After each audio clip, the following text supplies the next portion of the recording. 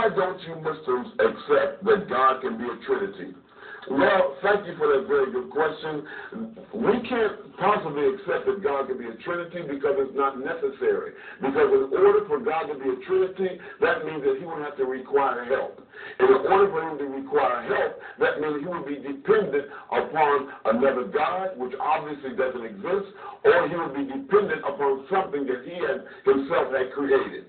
And so it's an obvious contradiction, dear listener, that to even expect or think or even hope that God would have to be a Trinity is a contradiction to the actual existence of Almighty God, because in order for there to be a Trinity, then he would have to require the assistance, as we said, of something else that he has created.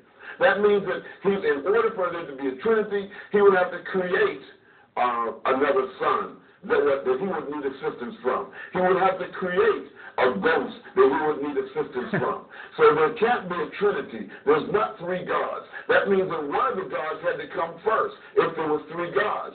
And God himself is only one, and he doesn't require any help from anyone. That would take away, and it's an insult and contradictory to the existence and the fact that God is one and God is the Almighty. How can we dare say that God is Almighty and we call him Almighty God, and then still on the other hand, on the other side of the coin, say again that God is a Trinity, that he has to be three in one?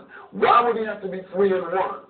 Why would God, who is not created, who is the beginning, who is the end, who is the Alpha and Omega, this one supreme God who brought about the entire creation? In Christianity, we were taught that in the beginning was the Word, and the Word was God, and the Word became flesh, and the flesh dwelt among us. But we weren't taught what that Word was. In Islam, we're taught what the Word was, the Word that was the beginning. The Word that brought about the beginning of creation was kun, which means be. And the Quran says kun fayakun, be and it is. So this is how God brought about creation. But it's not how God brought about himself, because God did not have to bring about himself.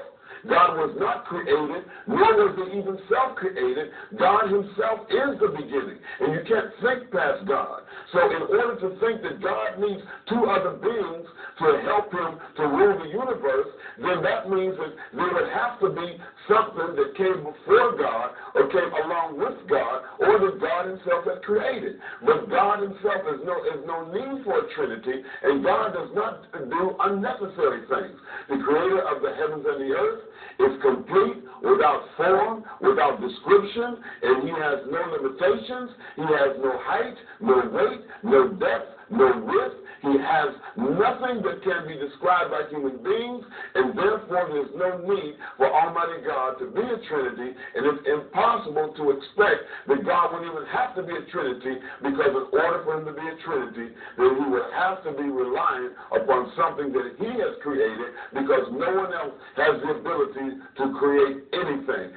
Things can only be done by the help and the will and the plan of Almighty God. That's why we cannot believe, nor can we possibly expect, even with our wildest imagination, that God could be a Trinity, because it's contradictory to the very existence of Almighty God. We hope we answered your question. That's it for this session of